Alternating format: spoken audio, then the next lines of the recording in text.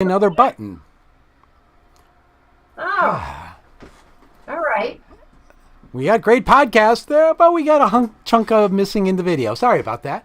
How are we doing today? Let's do this again.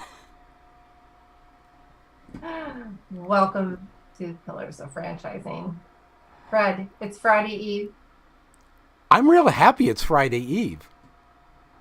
I think you just might be. What are we talking about today, Fred?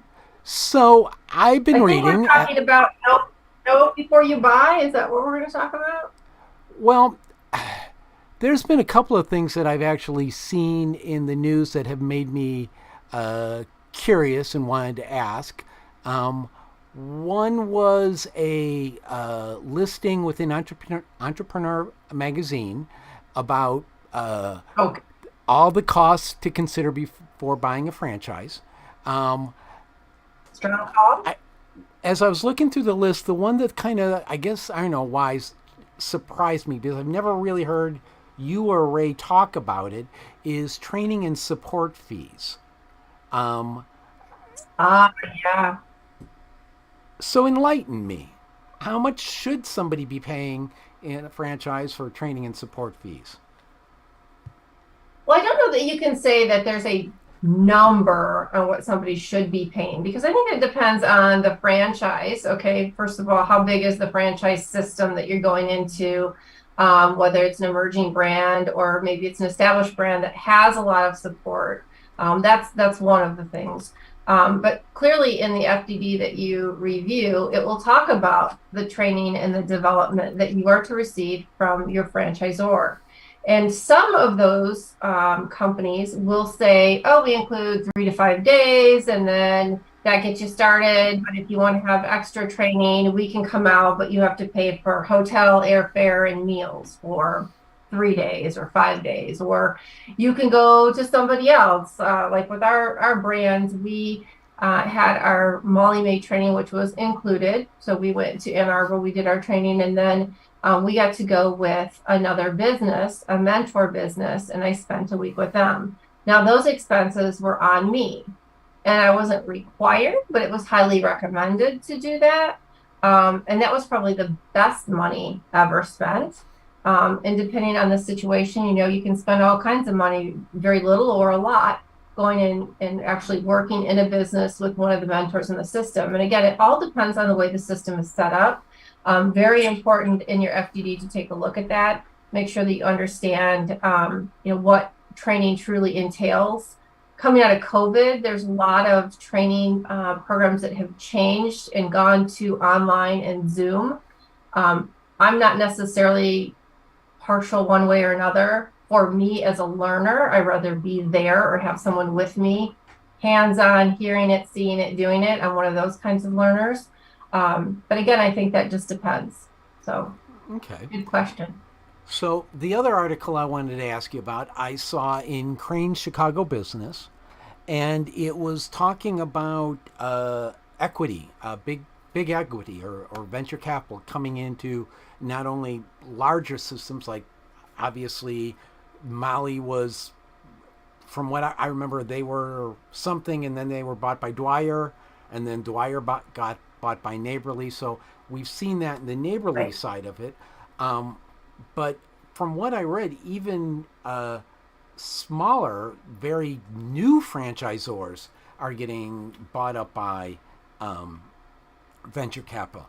So my question becomes is, if venture capital buys up all the franchises, then don't they all kind of become like just shades of gray, so to speak?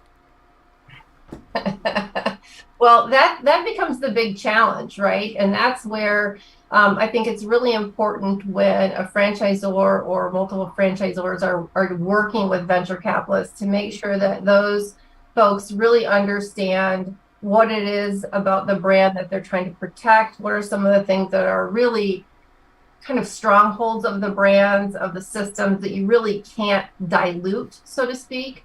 I mean, in most cases, not in all, but in most cases, having private equity firms come in have been a big help because it tends to fuel a lot of kind of I'll call them the gaps, fill the gaps of smaller companies or even larger, but maybe they have some financial situations or needs, whether it's technology, which is huge. If you get a big company and you need technology, that can be really, really expensive. And a lot of times that's what PE firms will do.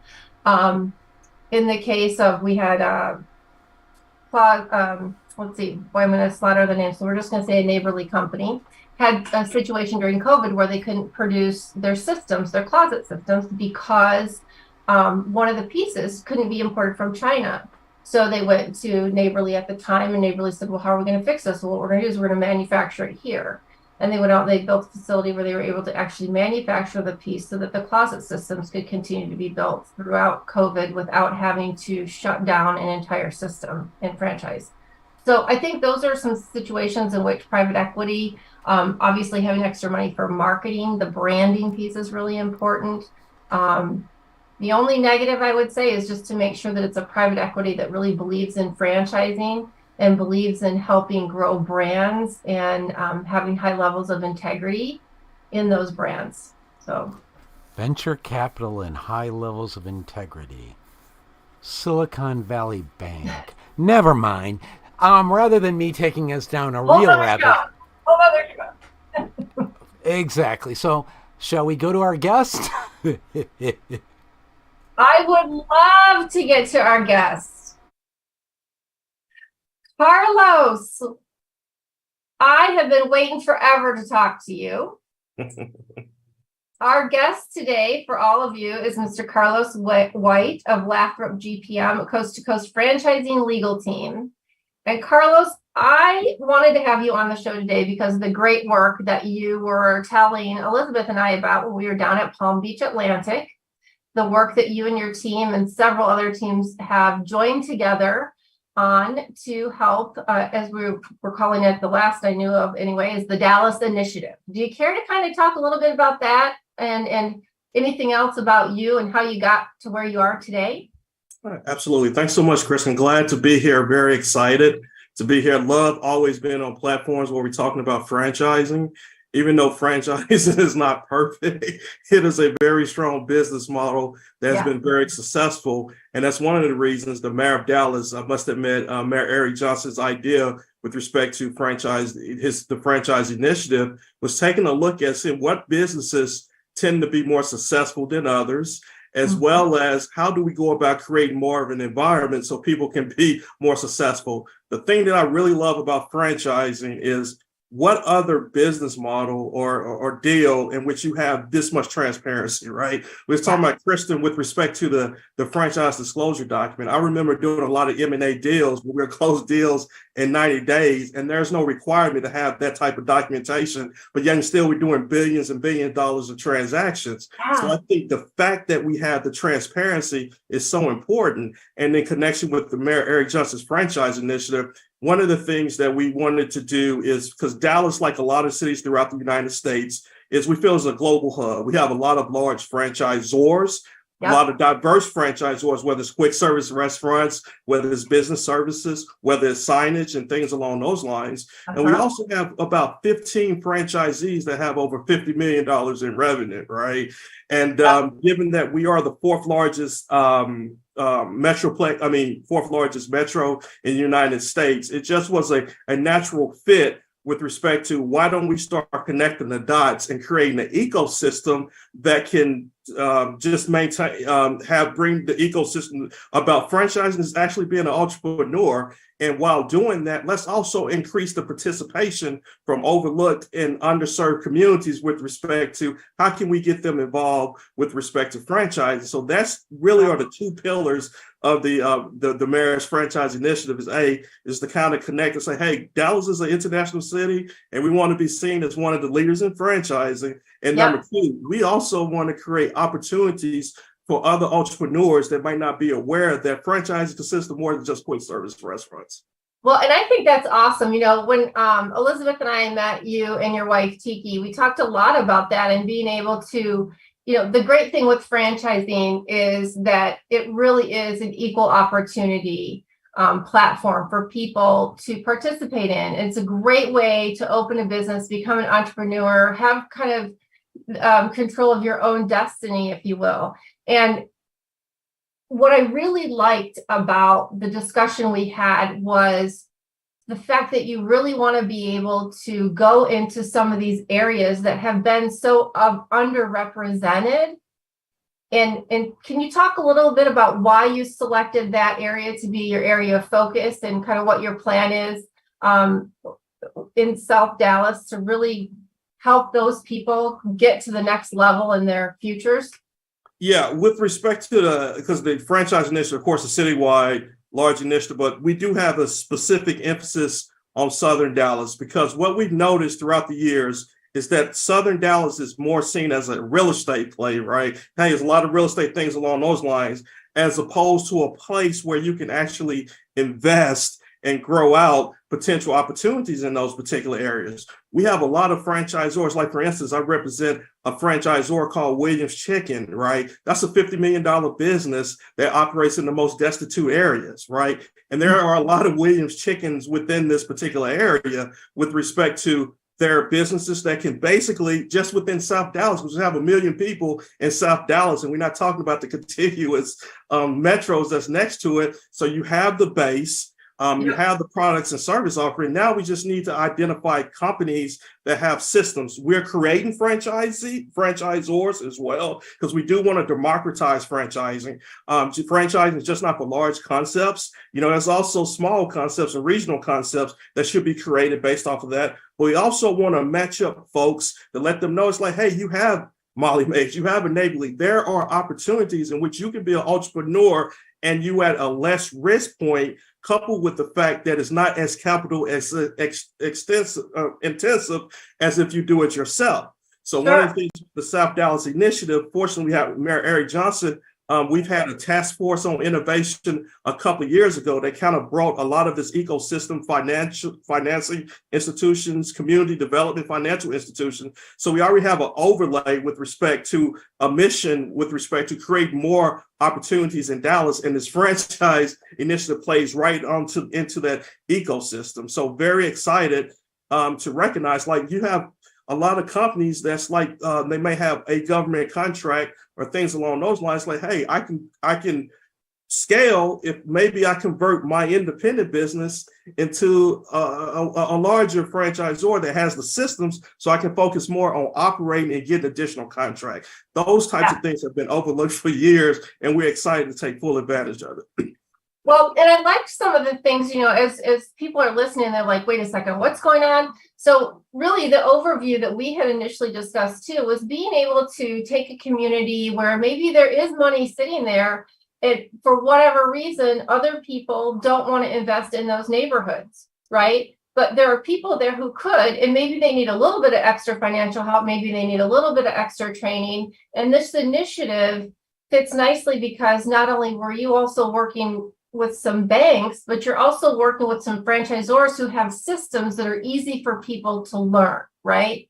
Absolutely. Some of the companies that have provided assistance and things of that nature is like Neighborly, of course, Jana King, Wingstop. So we got a lot of large franchisors that's recognize the value, because it's always, we all should do the right thing because that's what we should do as human beings. But it doesn't hurt to have an ROI attached with, hey, you're a retail business. Here are a lot of customers. How do you break into that in the most efficient manner? And have banks and institutions along those lines. And I also serve on the board of what we call the DEC, which is the Dallas Entrepreneur Center Network. And they have a large also network of folks that we can provide, additional technical, consistent networking opportunities and relationship building so that we really can grow this thing out to be very successful. Well, you've got so many moving parts to all of this. Every time we talk, right? And obviously I was in on the call with you and Neighborly at one point, and we were like, oh my gosh, we have this one and this one and this one. And then we talked about, you've got this bank and that bank. There's so many people. How do you think you're going to be able to corral all this? Because it's kind of like once you have a good idea, everybody jumps in, and then you got to kind of say, whoa, hold on a little bit, right? Right. I wish I've been a CEO. I know you've got, experience being an executive. So it's very important that one of the things that we have so many smart assets in Dallas, right? We have a lot of smart people. There's no sense in in reinventing the wheel. Like, for instance, we have a franchise advisory board, and one of the gentlemen that's on the advisory board is a gentleman by the name of Calvin Golden. Why is that important? Because he was an African-American franchisee, successful franchisee owner of Wingstop, but he also helped create the first franchise program from Wingstop. And he's worked for 13 or 14 other franchisors as well and helped sell franchises. So we have that expertise to help with the operational standpoint of it. We have Williams Chicken, like I mentioned earlier, which proves up the model. It's like, no matter where you're located as far as economic, you can be successful. So we have them on board. We also have our workforce czar of the city of Dallas, which is Lynn McBee. She is helping create programs with respect to what does the workforce look like, including with respect to franchise systems? How do we create more operators like the McDonald's model? It's like, look, McDonald's is a stepping stone. It's like, look, I started off doing fries, but I might own the unit 4 or 5 years ago. There's other concepts. How do we develop those types of programs? So we have Lynn McBee. So we have grassroots support with respect to folks that can identify these opportunities. So it's not me alone. This is a full team environment. We just put everybody in like, here's your specialty. You have the relationships. Let's work it together. Here's the grand plan, and let's go for it. So very excited about it. Carlos, I got to tell you, they put me on here for eye candy because I can't get a word in edgewise when Kristin gets started. I just want you to know that. I am so excited and passionate about this. I mean, this is just so cool to me, and I'm so sorry, Jerry. No, it's all good. So, Carlos, I've been a franchisee for a long time. I live, eat, and breathe franchising. I help franchisees and franchisors everywhere. This is my life. And I lived in Dallas at one point in time. So I've seen all the areas you're talking about. But I got to tell you, and Kristin just touched on it, here's some real quick notes I took from what you said. You're going to be working with franchisees coming into businesses. You're going to be working with them. You're going to be working with franchisors to help find franchisees. You're going to you're going to take businesses into the franchising world, existing businesses. You're working with lenders. You're working with underserved customers, and you're working with underserved or small emerging brands franchisors. Good Lord, my friend, you have a lot on your plate, and it is all good. I'm excited about it. You got to let us know, what can we all do to help you out here? No, I really thank you so much. And having someone of your voice, like a franchisee, someone that's been there, right? Because a lot of times I understand that's very important. Because as I said earlier, franchise is not perfect, but it's a really good business model. I used to, I've done international deals all over, the world. And I was like, you know what? Why don't we just we probably can do this closer to the U.S. if we just have a more, concerted effort. And it's just taking the model of the FDD. It's like, okay, what are the systems? What are the teams that we need in place to make this happen? So with respect to our educational component, we have what we call the franchise exchange. And that's where we meet monthly, quarterly, where we talk about things that are important with respect to franchise. Like we might have Morrow Hill, we're going to do real estate strategy. Like, for instance, like what should you be looking for with respect to a real estate to make it more, to put you in a position to grow and scale. We also going to have, reviews on, okay, the legal aspects, legal strategy, not so much as like, okay, here's the FDD. A lot of franchisors, it's few points that they may negotiate, but you need to understand the FDD. Here are their requirements. How do I structure my business so that I can grow and scale within this franchise system, right? So how do I go about raising capital? How do I go about doing my lease? How do I go about doing loans, things along those lines? And then we got the University of North Texas, Dallas, which is a very diverse institution. 80% of their students are minority students. So we're going to start developing programming at an earlier level, right? To start introducing them to franchise, like what are the job opportunities? So we can have franchise companies come and have them speak to let them know that this is an industry that you should be aware of when you graduate from college. It sounds like a lot, but as everyone else is passionate about, when you have passion and drive and the right team, we can make it happen. We can't do everything, but we can help move the needle forward. So that's what we're trying to do. Anybody listening or watching that doesn't feel your passion is really missing out on something here, Carlos. So I'm like Kristin in that I get excited about these things. And, we've all made, you talk to franchisors all the time that are working with underserved communities and trying to get, people into franchising that may not have thought about it before, or maybe don't have the same opportunities that some of the rest of us do. But now you're talking about something on a more global scale rather than just down one channel. So I just want you to know this. I will help you any way I can. If you want to reconnect with us later on, because this is what needs to happen all over the country. I see you guys as kind of a lab project, if you will, for franchising and helping these communities out. And so me and mine, we're here to help you. I know that's not what we're here to interview you for, but I think there ought to be other people out there listening that should be getting a hold of you saying, hey, count me in. I've got some skills. I got some experience. I got some background. I've got whatever, and I'll help you. So my friend, stay in contact, will you? Absolutely, because I need all of you all's help. If you all have credibility, yes, because I want you to speak in some of the sections. Help develop, yes, absolutely. Because to your point, is the mayor. I mean, he operates Dallas like it's an international city as well. This is something that can be replicated. For instance, in connection with this program, we're working on developing what I call is the Maynard-Jackson Mayor Eric Johnson pipeline. What is that? That's the pipeline between Dallas and Atlanta. Why Mayor Maynard Jackson? A lot of people may not realize, but Maynard Jackson was considered one of the best mayors in U.S. history in Atlanta. But he also believed with respect to economic inclusiveness. Hartsfield-Jackson Airport is named after Maynard Jackson. He was born in Dallas, right? So that's the connection. Dallas and Atlanta has a lot of the same type of demographics. Houston, things along those lines. So now we're developing platforms where, okay, if I am an Atlanta company that's looking to grow a franchise in Dallas, how do I get connected, as well as vice versa? So to your point, this is something that this is hopefully this will be a national crusade, international crusade that we all can work together on to make sure that it's as successful as possible, because I represent a lot of startups and small companies, and I've just seen the needle with respect to a lot of times the investment goes toward, I mean, no offense to venture capital and private equity, which I've done a lot of those deals, but those deals are basically predicated off of, from my experience, technology companies, right? Where you got to spend so much R&D and things of that nature. Why not let's focus on some retail businesses that can generate a rate of return more quickly? That's right. That's so right. Carlos, one point, then I'm going to turn it back to Kristin because her eyes are rolling back in her head because I've talked too long. But I just want to add this for what you just said, because that has been the history of capital.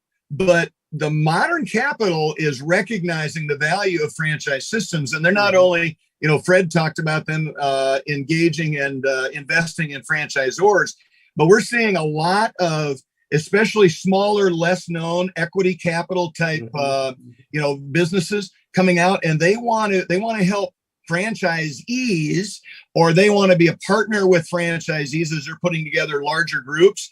And I can tell you from recent experience, they're not afraid of any brand or any type of category or anything. So, we're going to help broaden some horizons and see if we can't get some help in those areas too.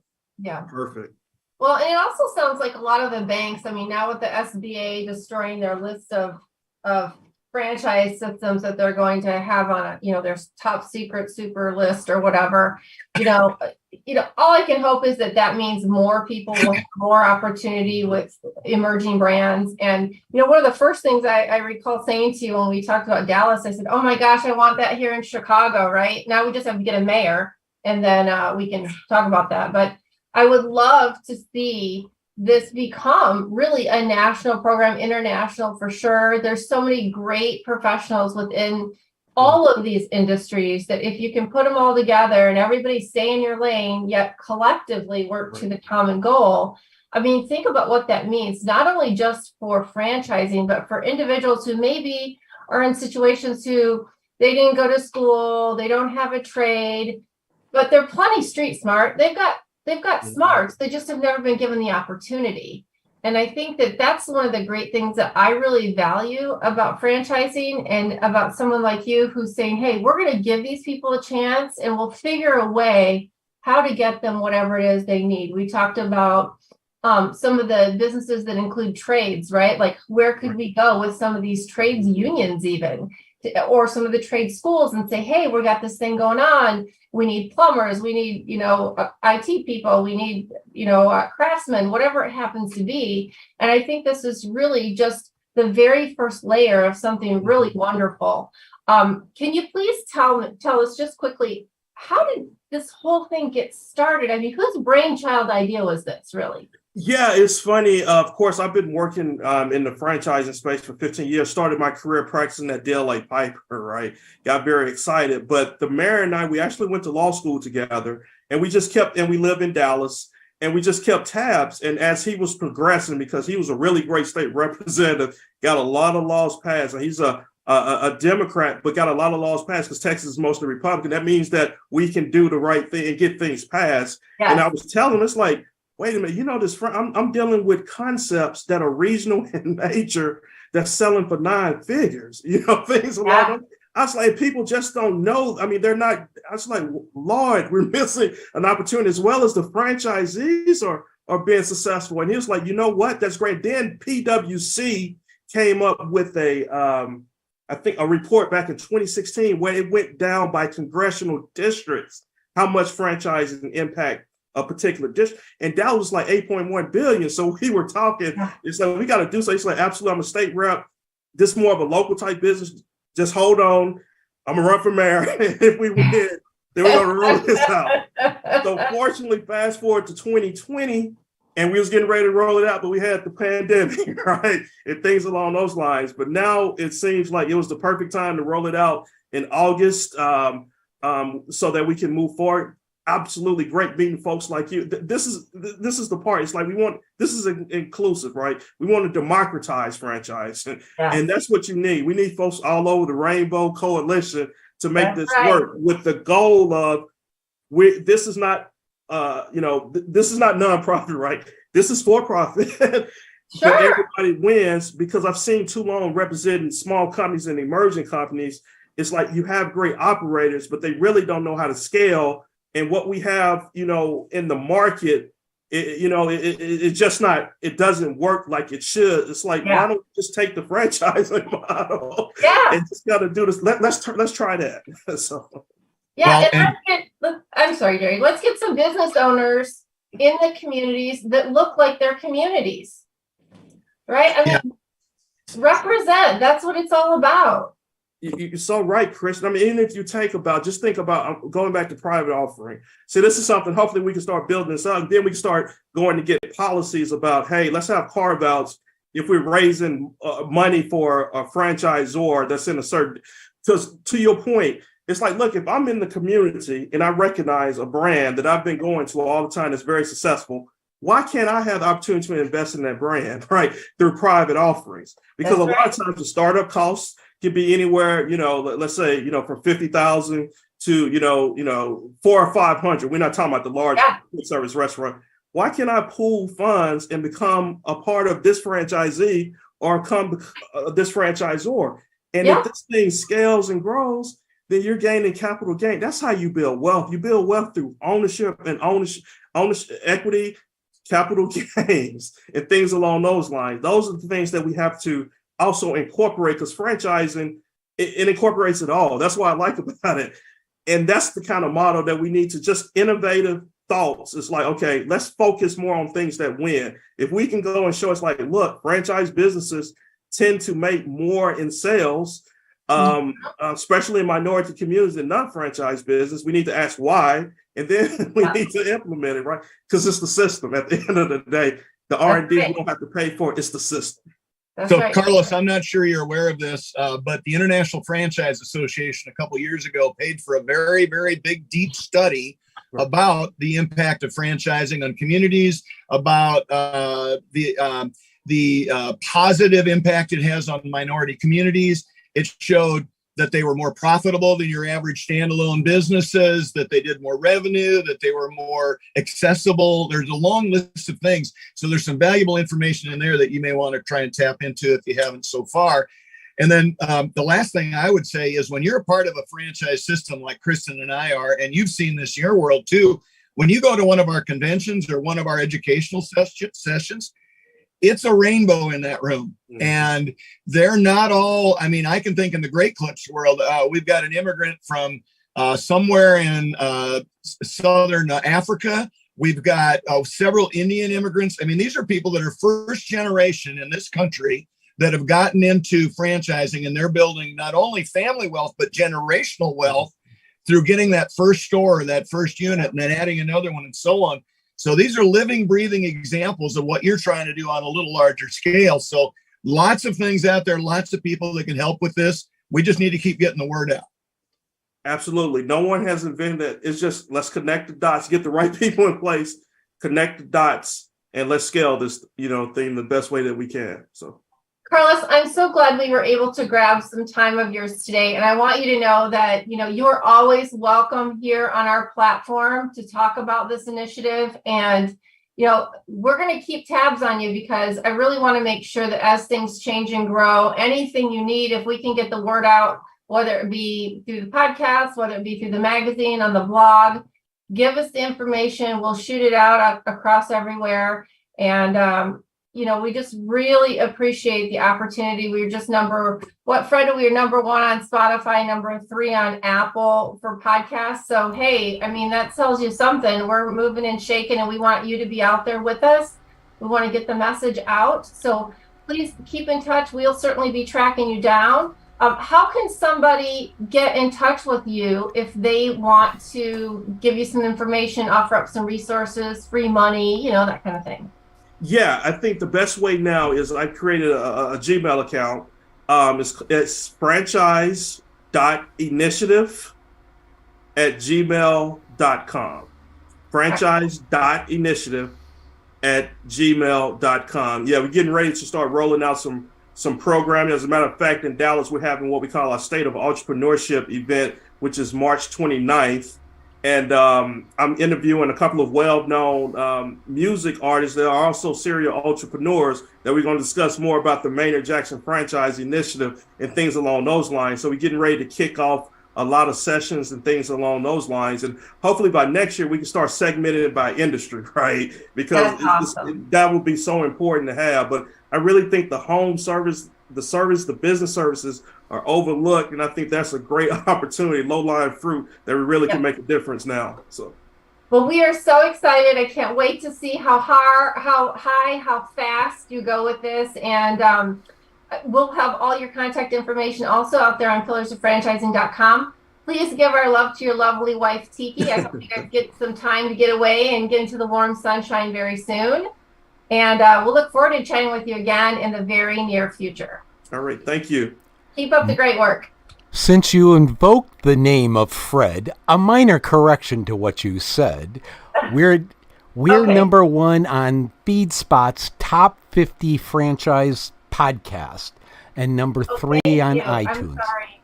So just don't call it an. Go from memory. Yeah. So like I said, minor correction. You invoked the Fred, so that's what happened. Now we'll go to a commercial. All right. As usual, thank you for joining Pillars of Franchising. We appreciate every single one of you. We want to give a shout out to our sponsors, the Titus Center for Franchising at Palm Beach Atlantic University. You can find them on the college's website. Also, Franchise Show 247, which can be found at franchiseshow247.com. We couldn't do without our sponsors, and we appreciate their support. Don't forget, we'd love to have calling guests. Our number to call in is 323-580-5755. That is 323-580-5755.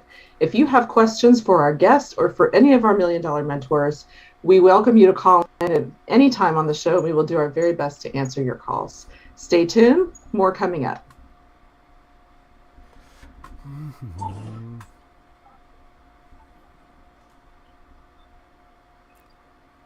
And welcome back to Pillars of Franchising. My friend Jerry is back. Yay, it's good to see you, Kristin. It is so good to see you, Jerry. I know that you've got a lot of great stuff for us to talk about. You want to go ahead and let's just get right into it? Let's do it. But first, Kristin, as usual, Jerry is not in an office doing this in a nice, peaceful environment.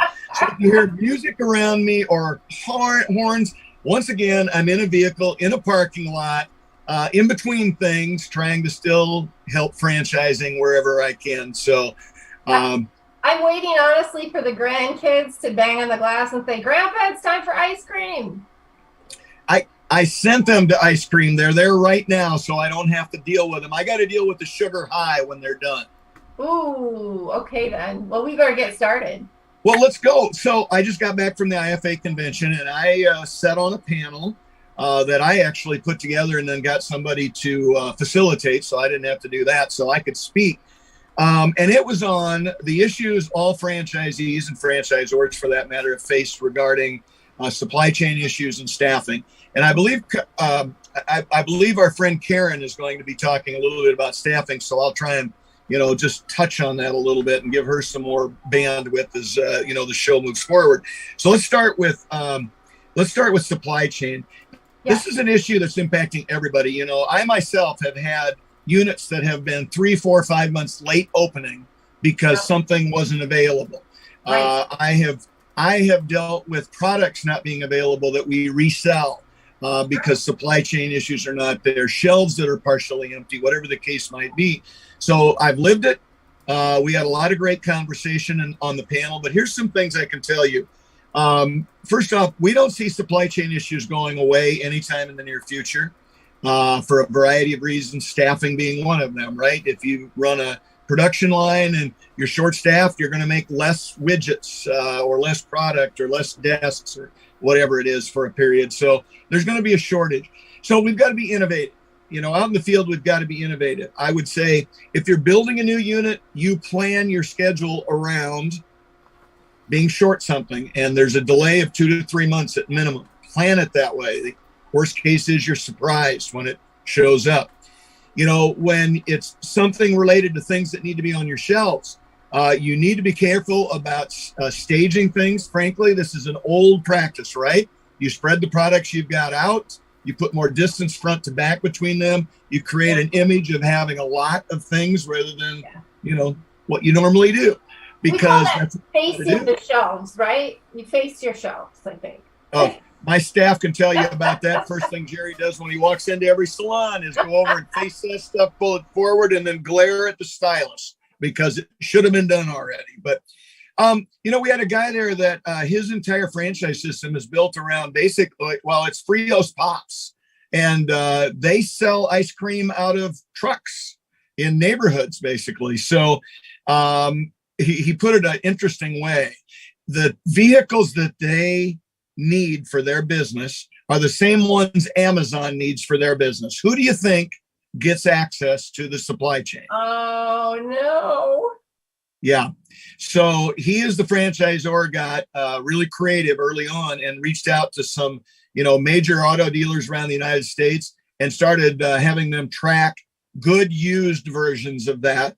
And so he could put them into his system, make them available to people regionally so that at least it's a starting point so that they can get open, get going, and then just keep their eye on this supply chain issue to buy the new one when it comes out. And Jerry, isn't that exactly like one of the best benefits of franchising, right? You pull your resources to find what it is that you need and help get them allocated exactly where people need them. I think that's awesome. What a great example. Yeah, great point. And, I think of food enterprises right now, and I've got several friends in that space, and the franchising world has been beneficial to them where standalone restaurants don't have the same bandwidth because, a lot of these products of food service needs, they're kind of regionally based. So there's a lot of them in one region and not very many of them in another region.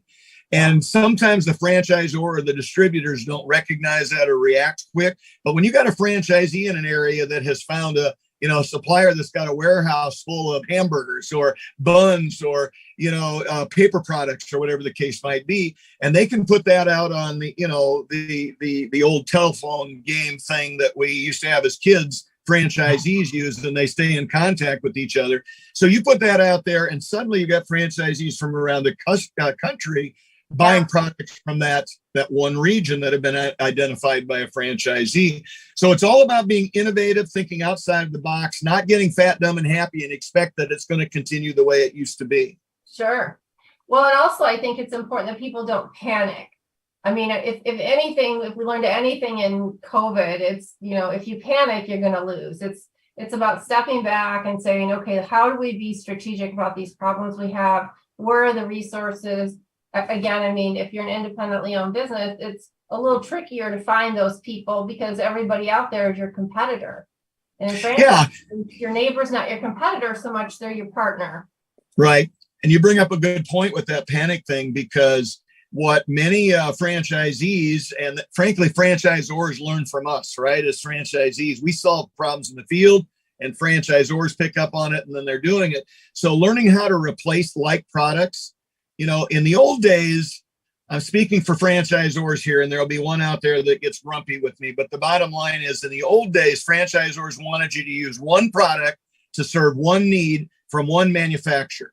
Today, they're happy if you can find a similar product that serves the same need so you can keep generating revenue, right? Yeah, absolutely. Absolutely. And then when it comes to staffing, and I'm going to allow Karen to spend a lot more time on this, but I do want to touch on something because it was kind of the thing that resonated throughout the conversation about staffing. There has never been a time in history when employers need to do everything in their power to be the employer of choice. Because, and I'm old, you can see the gray in my hair, and I come from an era when you just showed up for work and you put your 40 in and you stayed there for years. Well, that's not the world we live in anymore. So being the employer of choice, depending on the industry you're in, may entail flexible schedules for most of your staff, not just a handful. Yeah. Most of your staff. There's all kinds of family issues. As you know, we bought a daycare to support our staff because a lot of them are single moms. I'm not suggesting everybody buy a daycare, but maybe some subsidized type situations for some of your employees for daycare so that they can work more hours. Because you may be able to pay a small pittance to help them with their daycare and make far more than that through their efforts when they're working for you. Benefits, take a look at your benefits and make sure that you are in a position to compete, not just with people in your category, but with people across many categories. I mean, right now, we just heard this. We are having a large company in our area who is adding a separate, basically building a whole new building to build microchips. And they're going to want like 1,000 new employees. And they're going to take people that are unqualified and train them. So they're going to reach into restaurants, into daycares, into hairstyling establishments, all over the board. So again, we have got to be in a situation where our staff doesn't want to leave us. So what does that mean? And again, as an employer, we may not like being in that situation, but you really have two options. You can stay stuck in your ways and have an ongoing, and I'm talking years maybe, of staffing issues before this starts right sizing, or you can get creative, innovative, think outside the box, and come up with programs that work for the employees of now, not the employees of the past. Yeah. And so I wish for all those franchisees to stay in business, to have great businesses where they're profitable, but it all comes down to the employees. So that's my 2 cents on that. I'm sure Karen's got lots of great information beyond that, but I'll tap out for this round. Well, thank you very much, Jerry. I think what's important to remember is that sometimes it's those small upfront investments in your employees that pay huge dividends down the road. And so absolutely, people, don't be short-sighted. Open the checkbook, make some smart decisions. It'll help you out in the future. Jerry, thank you again so much for all your time and extra effort that you put into the show today. We'll look forward to seeing you again next week. Thanks, Kristin. Talk to you soon. Hey, franchise owners. How's your local marketing? Do you feel like you could use some help keeping up with your social media posts and comments and reviews? Do you wonder if you could be doing more to attract local customers? Are you able to identify new move-ins to your local area? At Westvine, we help franchisees like you reach more local customers through digital marketing. With daily monitoring, creative content, and ad placement, and customer data intelligence, we'll get your business in front of the people who want your products or services. We also work with franchisors who need an agency to handle the digital marketing for all of their locations. If you're ready to reach more local customers, give us a call at 805-265-5440 or visit us at westvine.com. That's 805-265-5440 or westvine with a Y.com. Karen, welcome back. Thank you. It's great to be back. I missed everybody. Yes, and you sound better. You look like you're rested. Finally, we've shaken whatever it was that you had. Whew, I know. A long 5-6 weeks. So Yeah. Well, we're glad you're back. So excited. Jerry alluded that you're going to be talking about some supply chain issues only with people. Yes, the whole people side of things, right? And Jerry talked a lot about, he was talking about the staffing. He spent some time speaking about, even just the keeping the employees, right? Making sure that we're keeping them, which is such an important part of the strategy. And you don't want that churn. And I think many times what happens is that if we don't focus enough on the employees that we're getting, that we're attracting, that's also where we'll get some of the churn. Right. So it's important that we're the employer of choice. We've got to be really creative in all these areas. And then we've also got to be creative and even on who we attract and making sure that we've got a staffing strategy in place early on as franchises. I mean, it's a key piece to our business. Sure. So how do you go about kind of setting a strategy? I mean, so many people, we've talked before, they make a hiring decision and they have this expectation of someone. And for whatever reason, nobody ever seems to be good enough. Is it usually, do you find that it's actually the employee, or sometimes is it the employer the employer has this unrealistic expectation or maybe a difficult personality to deal with? What do you find most? Well, that could be a little bit of both. I mean, I've gone in, and working with franchises. I mean, I've seen it both sides. It's, it could, by the way, it could be the franchisee who really has not only the wrong expectations, they're selecting the wrong people for the job. They're not clear on what the job is, right? What it entails. And then on the employee side, they're getting the wrong employee. And so then you have issues there. So that's why the first thing, and that's why we talk about it being a strategy. It's not just like, let's just go hire people. And many times franchisees, this is the one area where you don't get as much guidance from franchisors because of some of the regulations in place, right? They don't want to be a co-employer. And so they have to be careful what advice they give to franchisees. And so that's why it's important as a franchisee to understand, first of all, have a strategy. And part of that strategy, the first part of a strategy is kind of what do you need? I mean, this is kind of basic, but it's what do you really need? What are the different roles? I always talk about, especially when you're brand new and you're starting a franchise, what are those key roles that you need to have when it opens as soon as possible? Jerry was talking about like the supply chain and waiting weeks. I know franchises where they've actually been, I can't open, I don't have the right staff. So it's also looking at that way ahead of time and trying to get those people in place. So that's one thing. And that can be tricky, right? So if you're dealing with a supply chain issue and you tell somebody you're going to start in 2 weeks, well, then we've got a delay on product. And guess what? 2 weeks now has turned into 4. And a lot of times people can't wait. Right. They need to work because they and so that's where, when Jerry says kind of open up your pocketbook or your wallet or whatever, that might be one where you're like, okay, I have these good people. I don't want to lose them. So let me figure out what to do. Maybe you somehow can work it out where you hire them and they help you with certain things. That's right. You can help get them on board and trained. But it's being kind of creative versus, well, nope, you got to wait a month. Well, then they're going to leave. They're not going to do that. They can't do that. Right. Yeah. So, and I think the second thing is being very clear on the competencies, like what you want, like what's an absolute that you need.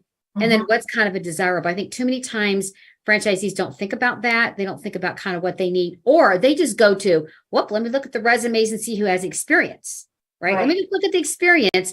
And I loved what Jerry said, because so many people are now being creative with, no, let's not just look at experience. Let's get people of a like industry, right? Let's get somebody where it might be one aisle over. Even it could be someone that's not much experience, but they can be trainable. So really thinking creatively about these roles and people and how you can be creative and who you attract in these roles. Yeah, that's a really good point, especially if you need somebody who's customer facing or customer interacting. Look to people who've had that past experience. They may not be in your particular category or in your specialty, but those are skills that you can train. A lot of things that you can't train is or are how people interact with one another, their personalities. Are they comfortable, picking up the phone and saying, "Hey, how are you? How's your day today?" Not everybody has that knack. Exactly. Well, that's why even as part of the interview, it's trying to make sure you're looking for those things. And as you know, I've talked a lot about this. I'm a huge fan of assessments. And even though assessments aren't the one driver, you can find out if someone's a people person, how they handle conflict, what their emotional intelligence is, things that sometimes you can pick a little bit up when you're interviewing them.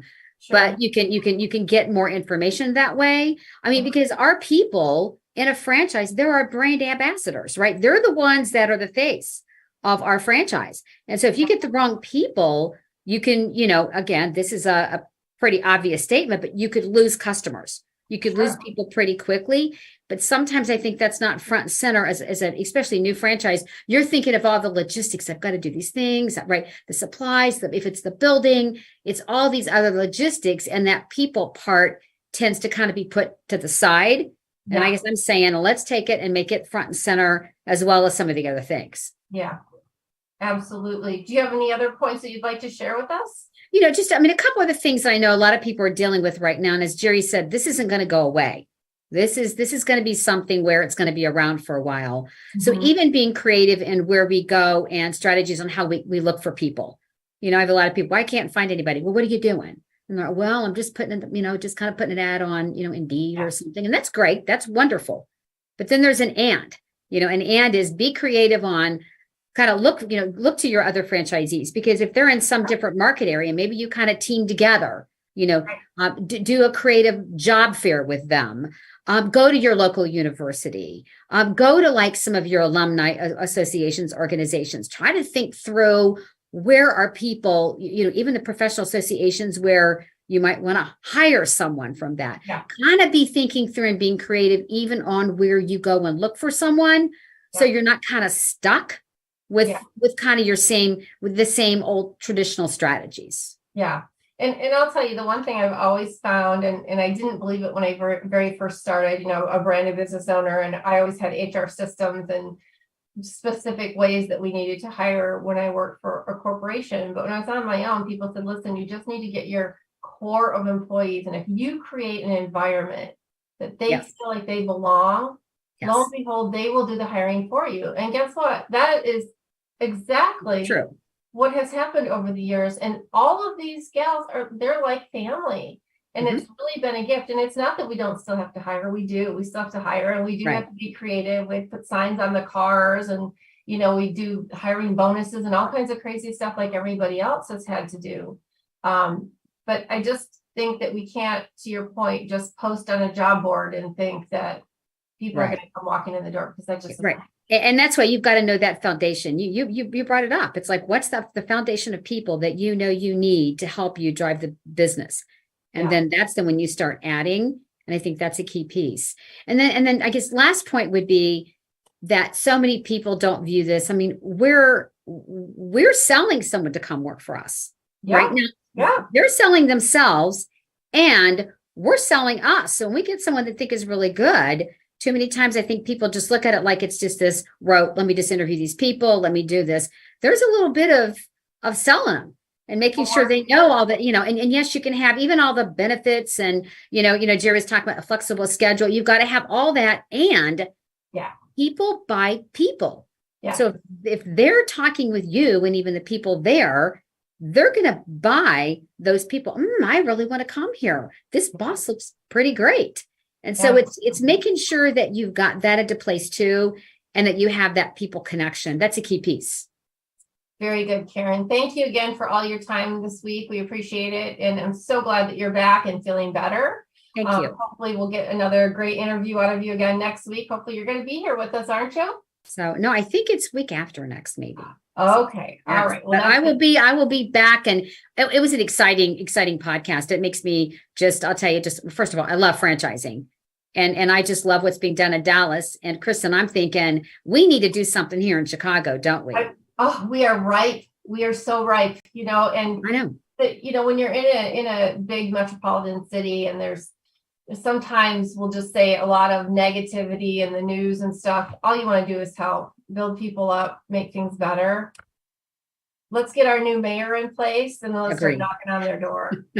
I agree. It's a wonderful times coming ahead. So Yes. We'll just put him on the spot and invite him on the show and say, so let me tell you about Dallas. exactly. Game on. All right. Have a great week, Karen. Good to Thank see you. again. You too. And we'd like to thank all of you for listening today again to another episode of Pillars of Franchising. Just a preview for you next week, we have Becky. I'm going to try to say your name right, Becky Giannani. Okay, I hope I didn't slaughter it too bad. The CEO and co-founder of Care Patrol, a senior services business, another franchise. So please join us next week if you have time to listen to a great opportunity and yet another business that you might be interested in. Again, thank you for joining us on the show today. Thank you to our guest, Carlos White with Lathrop Law Group. As always, we appreciate our Pillars of Franchising mentors, Karen Kimsey-Sword and Jerry Akers, for their contributions today. Ray Pillar is out driving the bus. I hope you're having a great time where you are, Ray, and Laura Liss, our franchise lawyer, as well as our producers, Fred McMurray and Elizabeth Denham. I'm Kristin Selmeczy, and together we are your resource for franchising success. Another tongue twister. This has been yet another episode of Pillars of Franchising, and the dream starts here. Have a great week. We'll see you next week, 4 p.m. Central Standard Time.